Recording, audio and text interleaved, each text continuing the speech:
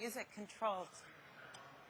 Good morning, everyone. Thanks for joining us. My name is Karen Rittenberg, and I'm here today with Kenny Quinzer and Kevin Jackson from Oklahoma Gas and Electric. And we're here to talk to you about how SAP and Genesis brought ROI to Oklahoma Gas and Electric. So I'm with Genesis. We're an SAP software partner. And what I want to do is talk to you briefly about some of the challenges we see in the contact center and call center. As you all know, if you look at the back of your credit card or you get a utility bill in the mail, you see a whole bunch of different 1-800 numbers that you need to call. You need to look at those, figure out, can I call this guy and figure out what's happening with my bill, why my power's been turned off, why my credit card's been stopped, or can I just send them an email? And we live in a world with disparate communication channels, your internet, your email, and the phone. So in 1999, SAP and Genesis sat down at a table and decided that we could solve this problem for you. We could take SAP's smart, strong data and SAP's innovation and applications and combine it with Genesis's routing in the middle and actually not step on each other at all, but provide a combined solution for the marketplace. So what we came up with was what Genesis brands as a G+ adapter. And this is a pre-integrated, co-developed solution with SAP that we sell together to the marketplace. And this works with your SAP ERP applications, your SAP CRM applications, your supply chain management applications. And we can queue and route through your enterprise and bring self-service to you. And that is what Oklahoma Gas and Electric is here to talk to you about today.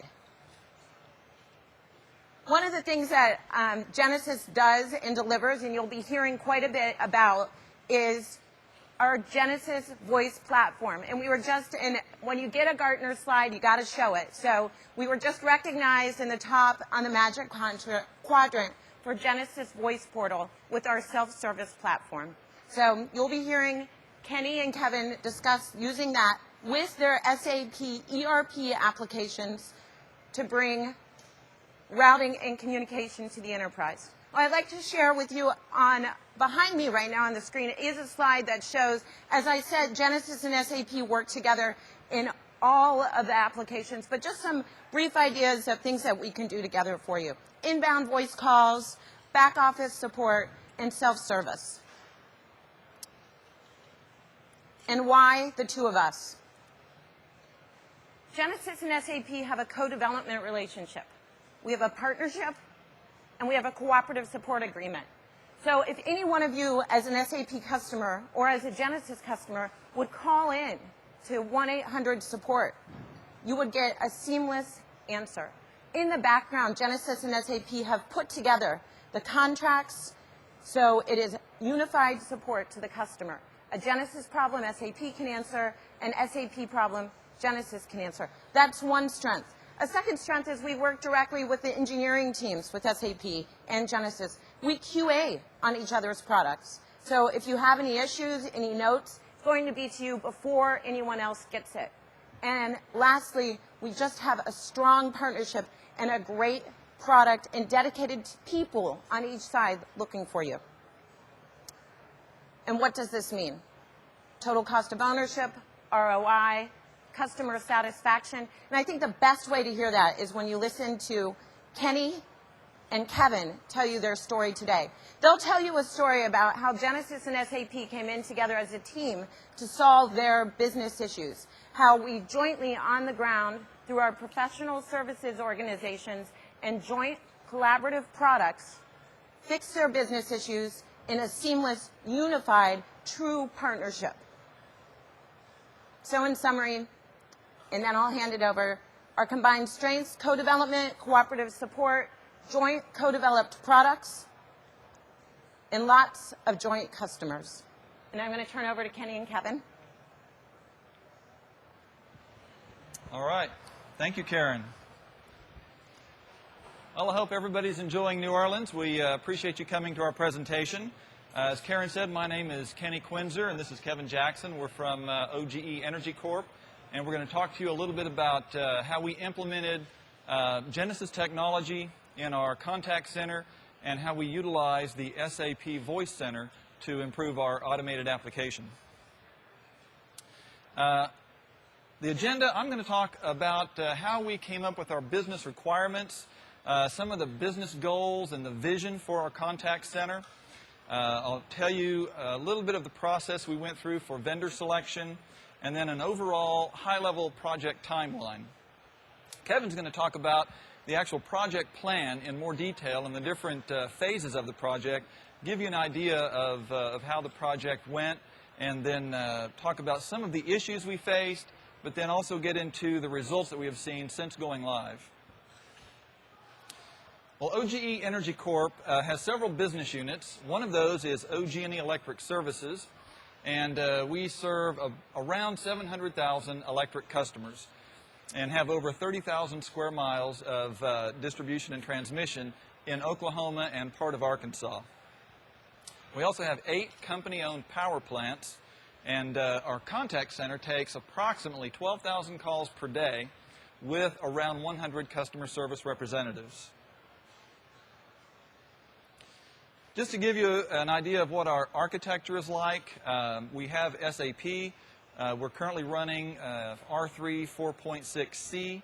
We have the CCS module, which is the customer care module for our customer system, and that's version 4.64. We utilize the SAP Voice Center to help develop our voice applications on the IVR. And we also have the Genesis Suite, Genesis Framework.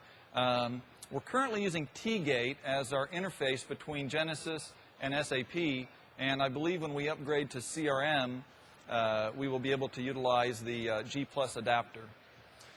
And then we have the Genesis Voice Platform or Genesis Voice Portal that we're using as our IVR. That's our interactive voice response unit that a customer hears when they call into OG&E. The contact center has an Aspect ACD. That's the phone switch that is used to answer the customer calls. And we're using ScanSoft as the speech recognition software. Well, the way this project got started is we had several different business process teams that were looking at the way we do business at OG&E and trying to find a way to do things better. So they were redesigning our processes. And several of these teams were looking at making changes to the contact center. They all had different aspects that they were looking at. So what we did is we commissioned a cross-process team. So it had members from all the different business process teams, and I led that team to find out what all the requirements are, put together a single requirements document, and then go out and try to find the technology that would satisfy their needs. Some of the areas that these teams were looking at were to increase the self-service of our IVR, provide more self-service to the customer. We wanted to change the configuration in the contact center and get the IVR at the very front. So when the calls come in, the first thing they would go to is the IVR, the automated system, and try to offer some sort of self-service. If the IVR could not take care of the customer's request, then it would go to a customer service representative.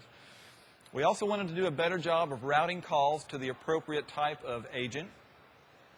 And then, I don't know if you're familiar with utilities, but we have power outages occasionally, and we wanted an automated application so that when a customer called in to report an outage, it could be handled automatically within the IVR and never go to an actual customer service representative. So that was another thing one of the teams was looking at.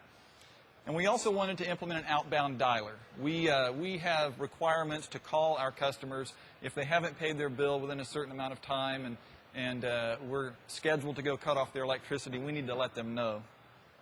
So that was what the teams were looking at.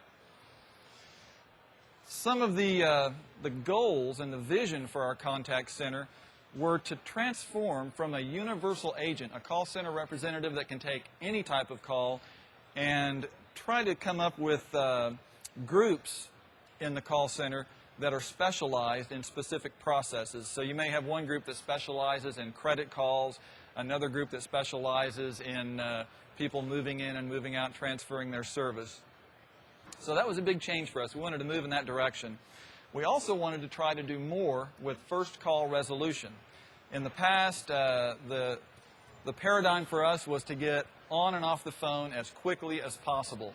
And to do that, sometimes the representative would have to write down a note or send a message to back office to finish that customer's request, and so you'd have to contact them again to take care of it. And what we wanted to do was try to give the call center agent the technology and the information they need to handle that call during the first call.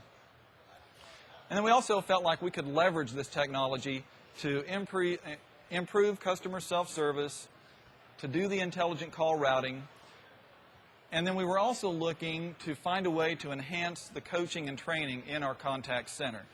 As it turned out, that piece of the project spun off in another direction with some different software. It wasn't part of this project, but it was part of the vision for our contact center. As you can see, this is what our system looked like prior to this project starting. And I don't know if you can see the laser pointer here, but we had different numbers for different types of requests. So if a customer wanted to report an outage, they called a specific number. And what we were doing was transferring those to a third party and paying a small fee for every one of those calls and letting them take care of our outage calls. Another number, if a customer wanted to call the IVR and get a payment arrangement or maybe to find out what their billing amount was.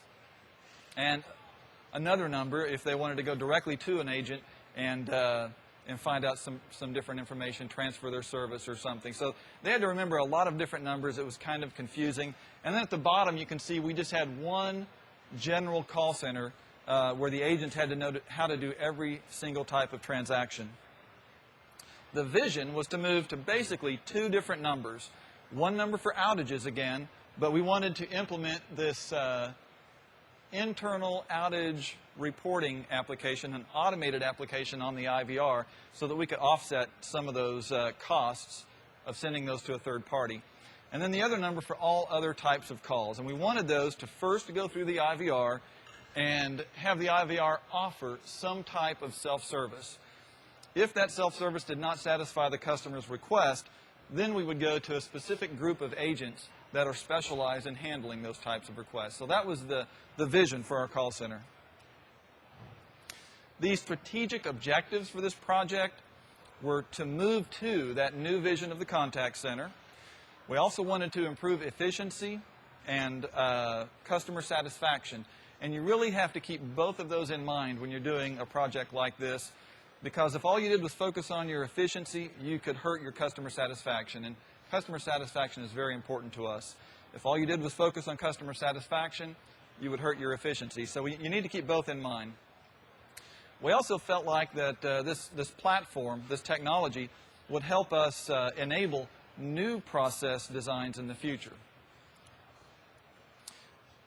Our tactical objectives were specifically to implement screen pop, and that's where the Genesis technology would interface with SAP and pop a screen for the customer service representative.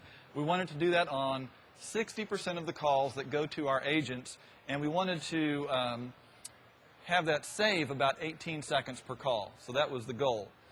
We wanted to increase our IVR self-service by around 50%. We also wanted to implement that internal outage application, which I mentioned earlier. And our original goal was to have that offset about 10% of our outage calls. We'd still send the rest to a third party, but hopefully we could take 10% of those in our own application. We wanted to implement the outbound dialer, more accurately route calls. And then this was important to us. I don't know that we had thought about it in the beginning of the project, but we wanted a system that would be open, use open standards, and allow us to do some development ourselves. Let our own IT group make some changes to the IVR. We still realize there are some things that you need to go to specialists to do for that type of application, but for some changes we felt like we could do that internally if we had the right type of technology. So what we did is we worked with our IT planning group. They put us in contact with the Meta group and the Gartner group. We talked to different analysts, and they told us a lot of things about contact center technology, where it is headed. A couple of the important things they told us were that you need to keep your IVR design simple. They mentioned a 3x3 design where you have no more than 3 options and 3 deep. That is really almost impossible to do, but it is a good thing to keep in mind, is keeping that design simple and easy to use. But they also mentioned speech recognition. They said customers are beginning to accept speech recognition more and more, and we had not even thought about that at the beginning of the project. We had just assumed we were going to have a touch-tone interface. But the more we talked to the analyst and talked internally about it, we decided that is something we want to pursue. So after talking to them, we decided to pursue using the speech recognition as part of the project. So working with our IT planning group, they helped us research current call center technology. We identified potential vendors. They helped us through that request for information, request for quote process.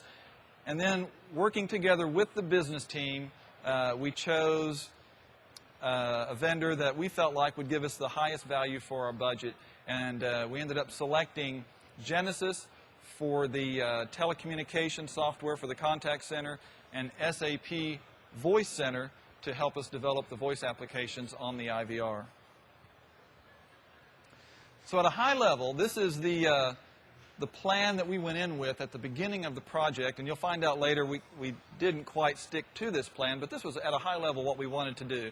We broke the project into 3 releases, the first release being to implement the IVR application, and we were hoping to get that done by the 1st of June of 2003.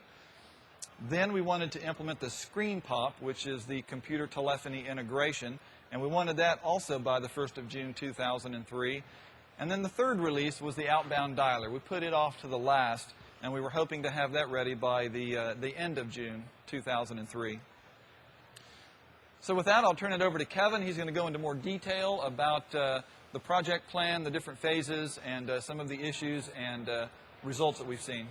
Thanks, Kenny. Now, I think that we've all been on projects at one time or another in our careers, and certainly those projects don't ever stick with the projected project timeline, so ours certainly was no different. The significant thing about our actual timeline was that we went live with the voice application and screen pop in July of 2003, and then in December of that same year, we implemented an outbound dialer, and then we made drastic modifications to the voice application, making it more user-friendly and easier to navigate for a customer. Now, Kenny mentioned one of the cross-process team that was looking at call center technology and the decision process that they went through in terms of making a decision. And one of the main drivers in choosing Genesys was the Genesys Voice platform. The Genesys Voice platform brought many things to the table in terms of OG&E's decision in choosing that vendor. GVP provides a speech-based recognition application with touch-tone backup. It also provides a standards-based solution, which means that we could change the code ourselves. It was not proprietary, therefore we did not have to go back to the IVR vendor to make code changes for us.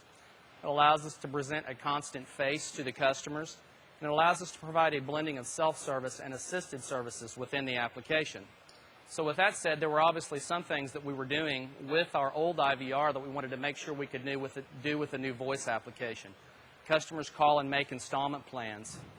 That's getting time to pay their electric bill through the IVR. They also call and review those installment plans through the IVR. We wanted to make sure they could call and request a copy of their electric bill or call and find the nearest place to pay their electric bill.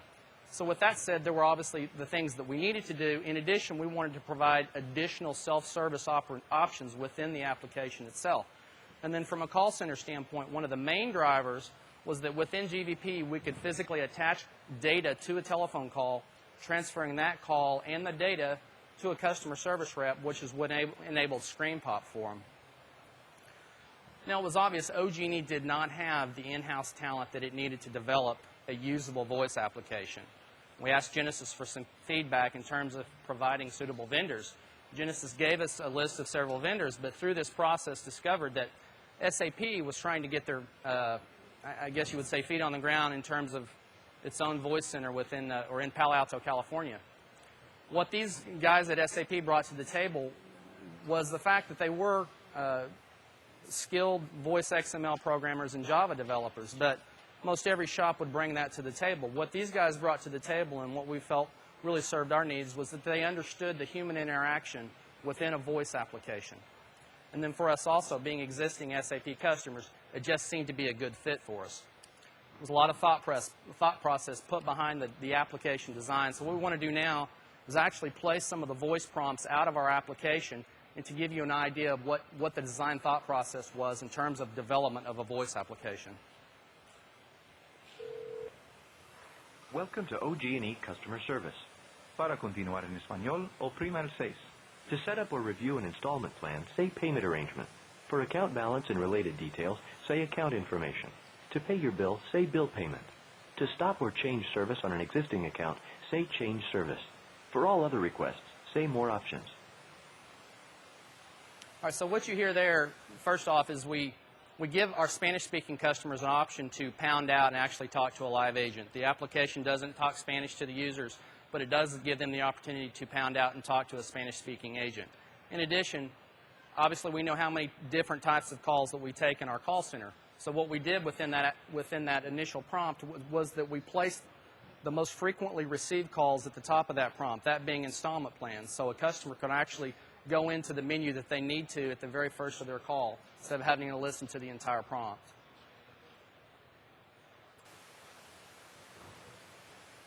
Please say or enter your account number, including the number after the dash.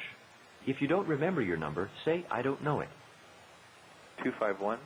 251-2681-4. 251-2681-4. Is that correct? Yes. All right. Please hold while I pull up your account information. This should just take a few seconds. I don't know if Kenny mentioned this in his part of the presentation, but through the process that our process teams went through in identifying call center best of class, one of the things that they discovered was that it was best not to use the ANI, which is automatic number identification, to identify the customer that's calling, but instead have that customer identify himself by entering either his account number, which was the example that we gave you. If the customer said he did not know his account number, then he or she can also authenticate by giving his phone number or the Social Security number, and we can find the customer that way as well. This arrangement lets you pay your final bill in 2 installments. You'll have a chance to accept or cancel this arrangement after you hear the details. Would you like to continue? Yes or no? Yes. So what you heard there was an example of some of the more complicated customer self-service options that they have within the application itself. The application was responding back to the customers to what their arrangements were, and the customer at that point could either accept or decline the arrangements that were offered.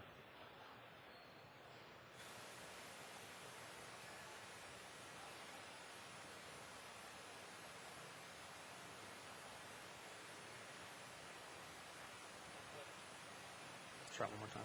Let's try it one more time.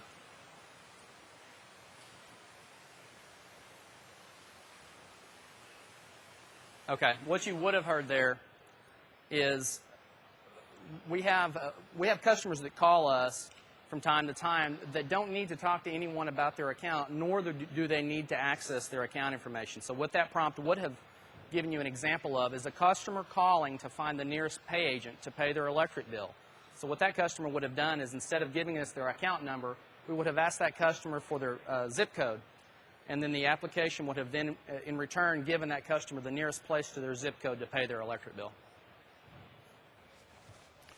In conjunction with the development of the voice application, we were also working on the implementation or the change of our interaction center at OG&E. Now, as I said before, one of the main drivers from a call center standpoint was that this technology could enable screen pop. For those of us familiar with SAP, we've often heard it said that SAP is a highly flexible software. Nothing is certainly more true than it is in this case, where we were able to take a screen that our users are familiar with and have been using since 1999. So instead of giving them a new screen to use to receive screen pop, we were able then to take the screen that they're familiar with and then enable it to receive screen pop by adding the telephony-enabled buttons to the screen. So what you see at the top right here is the screen our users had been familiar with and using from 1999. So again, instead of giving them a new screen, we simply took the screen they were familiar with and added the telephony buttons to the screen. As I said, main driver from a call center standpoint was that we could receive a call and then we could pop the customer's account information onto the screen itself. All right, so everyone here now is going to picture themselves as an OG&E customer service rep. Just to give you an idea of what the customer service reps at OG&E encounter when they get a screen pop. Now at OG&E, when a consultant or an agent gets a telephone call, instead of that desktop telephone ringing, they get a tone in their ear. All right, so OG&E customer service, my name is Kevin, may I help you? And at that time, when they get that tone in their ear, may have seen the screen up here change. What we're doing is we're placing the customer account information that was transferred out of the Genesis voice portal to an area of the screen that we call the clipboard. Now, with the flexibility of SAP, we could have very easily popped a screen with account-specific information, but our decision was, instead of doing that, to simply place the customer account into the area of the clipboard and then to give the user the flexibility of selecting the button that he or she wanted to best serve the customer's needs at that time. So we implemented Release 1 and Release 2 in July, as I said. At that point, then, our next initiative was to implement the outbound dialer. A number of different drivers that led us to the decision to implement an outbound dialer. Primarily, we were in a very expensive contract with a third-party vendor. So what we did each and every day at OG&E is we would take a list of customers that were scheduled to be cut off. These are customers, I think, that we were sending notices to. And we would FTP this list of customers to a third-party vendor who would call the customer on behalf of OG&E. So first off, we wanted to get out of that expensive contract and start making these calls ourselves. We wanted to do that by playing a recorded message to the customer the same day their 48-hour notice was sent. In addition, we wanted to also implement either a predictive or a progressive dialing campaign and send these calls to live agents the day before the service was scheduled to be cut off. And one of the most recent initiatives at OG&E is to use the outbound dialer and call customers the day before we're going to read their meter, this being on customers that were difficult to get to. We have a system at OG&E where we have customers send in cards with their meter readings written on the cards. We're trying to get out of that business. Instead, have the customer put a placard of the meter dials in a window. So the outbound dialer would call the customer and give them a reminder that we're going to be out the next day to read that meter. In addition, we want to use the outbound dialer also to call customers the day before we're out to trim trees, just to give them heads up. Just to mention here, our intent on our training plan was to take customer service agents out of the call center, use them in the development phase of the project so that they become familiar with the screen, and then put these people in the classroom to train the agents. In addition, we took those same agents that were already experts on the screen, and we placed them strategically around the call center the day we went live to minimize problems, answer questions that the users have, and troubleshoot any problems that might come up. Our project was not without project issues and hurdles. Most projects are not. The first issue and hurdle that we had to overcome was a problem with a piece of hardware shortly after we went live. What we were encountering, or what we were observing, is the customer would try to authenticate within the GVP application, and they would do so by using the touch tone options. What we were hearing, though, is, for example, if a customer entered 1, 2, 3, 4, the application somehow would interpret that as 1, 1, 2, 2, 3, 3, 4, 4. So through a process of trying to determine the cause of this, it was determined that one of the dialogic cards on one of the voice communication servers was malfunctioning. So Intel actually sent us a firmware patch that solved the problem. Secondly, as much as our users are liking screen pop, we have instances where screen pop is not always there.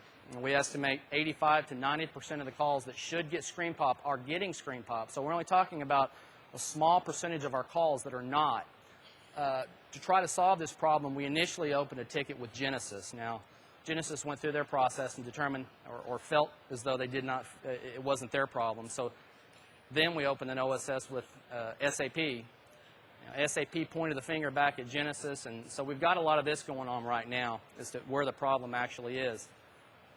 One of the problems, though, in solving this is that at OG&E we don't currently have a Genesis test system. So if you can imagine trying to debug a problem within SAP directly in the production system, that's kind of where we are right now. Both companies, though, however, are working diligently to try to get this solved for us. And then finally, as I said, we implemented an outbound dialing solution in December.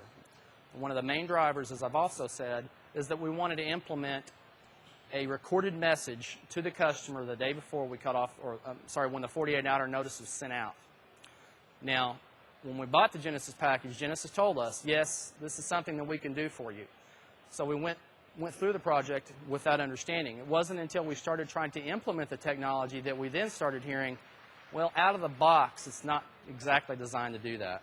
So the problems we're having is when we call a customer and the customer says hello, most cases the customer hangs up before that recorded message finishes. And when that happens, the outbound dialer does not see a successful call result. Instead, it's seeing a call result as abandoned.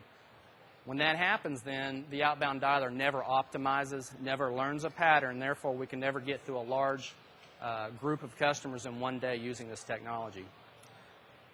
And then secondly, the other outbound issue that we felt was similar to the original issue we had early on with our application in terms of a dialogic problem. What we were seeing, though, with the outbound dialer was that when we would dial a customer, we dial 9 for the outside line and then 1 for a long-distance number. We were observing, though, that an extra 9 and 1 was being placed in front of the number at the switch level when the number was being dialed. Again, this problem is not solved at OG&E. We continue to work with Genesis to try to solve the problem. We did actually pull the card out and sent it to Intel. Intel did their diagnostic testing, and as we would imagine, returned the card saying that there was no problem. So again, we continue to try to work with the vendor to get this problem solved as well. You know, obviously we had some problems, but we've had more success than problems. So just to give you an idea of where we are in terms of success on this implementation.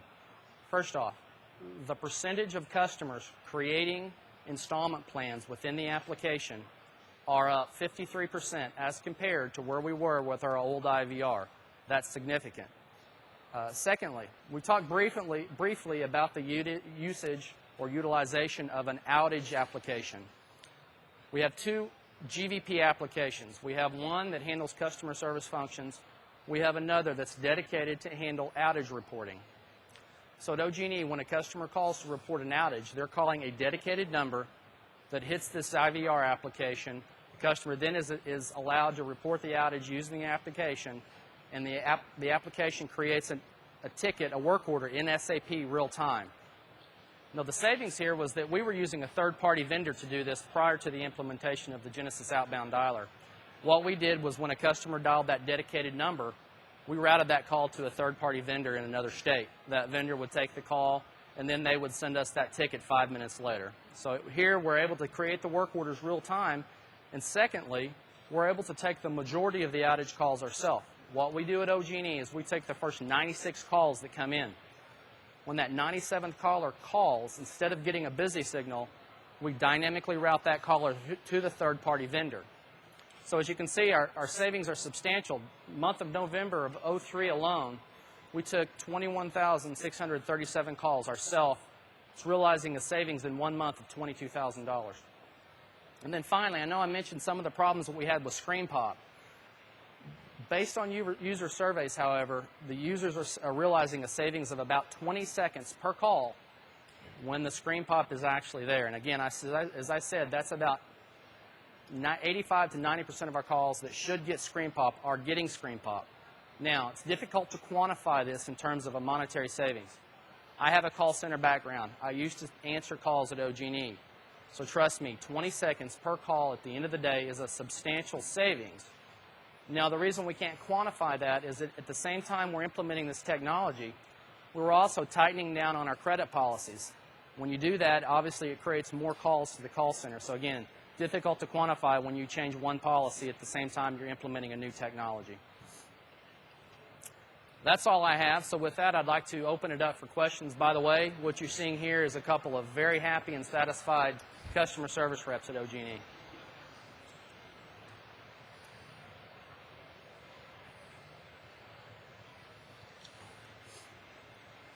I was just wondering if you were planning to roll this out, or have you already rolled this out to the gas side of the house, or is it just electric right now? Well, from a retail standpoint, OG&E is just an electric company. Early on with OG&E, just to give you a little background, early on we did have retail gas, and we sold our rights to retail gas in the 20s, but at that point the name had already become synonymous with the company, so we kept the name. Now, OG&E does have a natural gas pipeline company, another subsidiary. That's not to say that at some point they don't decide to use this technology, but at this point they don't. Yeah, they do have some customer service needs, and we could possibly use this in the future with them. Could you tell me what telephone technology you're using, and then also what's your ultimate objective for your IVR, handling calls? Well, I'm not sure what you mean about the telephone technology. We have an Aspect ACD in the call center. Is that what you're interested in? What switches are you using? Well, it's an Aspect. Aspect is the vendor for the PBX and ACD. Okay, we have another vendor for the actual internal switches to OG&E employees, but for what we use in our call center, it's Aspect. And as far as the IVR is concerned, we feel like this is just a kind of a base technology that we've got installed. We've got the initial applications, and we are already looking at making improvements in the future because we want to offer more self-service. Just one other example, with speech recognition, you could actually have the customer speak their address if they didn't have an account number yet. They're setting up a new account at a house, for example. They could use that technology to speak their address where you couldn't do that in a touch tone. So there's a lot of things we're looking at, but we don't have a plan for that yet. And one thing I think it's very, very important to emphasize, too, when you talk about the ultimate plan for the voice application. I mentioned this in my part of the presentation, and that was that you can sit and have any XML programmer do this code. What you have to be careful about is that you also have someone that understands the human interaction within a voice application, because if you don't, you're going to end up with really something that's not very usable, and the customers wouldn't be real happy with it. So following up with that, do you guys have plans to take this to your web channel? That is something that we're thinking about. We have not done a lot with the web channel yet. We have a few things out there, but some of the process teams that I mentioned earlier are looking at web solutions. And what I'd like to see is for them to utilize more of the SAP functionality with the web interaction, and then possibly some of the applications that we are developing with Voice XML could be used on the web channel also. So we're looking at that, talking about it, but we haven't gotten too far with it yet. He just took my question, but I had another one. You talked about, I think that you made the decision that you wanted the customer to speak their account number instead of auto-recognizing from, and why did you make that decision? We've had that question before. We talked with the analysts, Meta Group and Gartner Group, and from their perspective, they felt like it was better letting the customer identify themselves. And I think there were a couple of reasons. This was like a year and a half ago when we were talking about it. But one thing is, if you automatically identify them through their ANI and you pop up the screen and the CSR says, "Hello, Mr. Quinzer, how are you?" Some customers aren't comfortable with that. They don't like you knowing who they are before they've told you who they are. So that was one thing. It's better to let them identify themselves.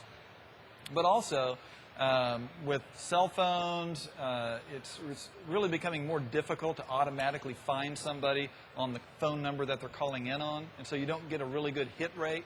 So because of those issues, we just decided to go with the customer identifying themselves. And we have them use the account number first, and surprisingly, we get quite a few customers who do have their account number when they call. But if they don't have that, then we do have them use their telephone number or social security number.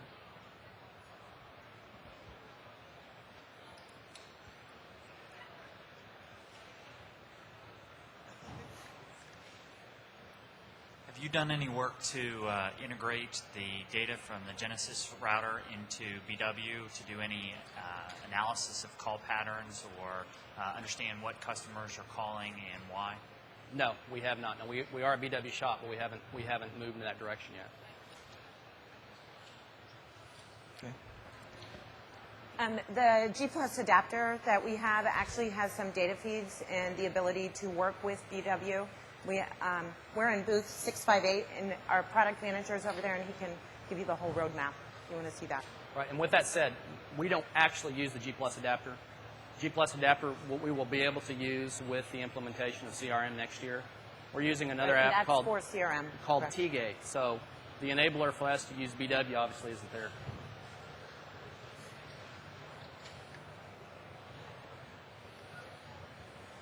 You mentioned outage management a little earlier, and are there any plans to do outbound calling for outage management this time, or is that in the works?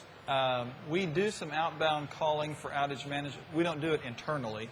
We have that process in place, and we're using a third-party vendor to do that for us, to notify customers the power is on.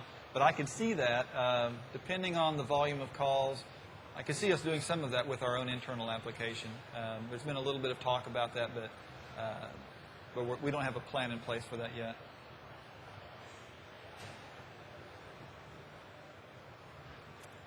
Well, if that's all the questions, then I really appreciate everyone attending, and thanks for coming. Yeah,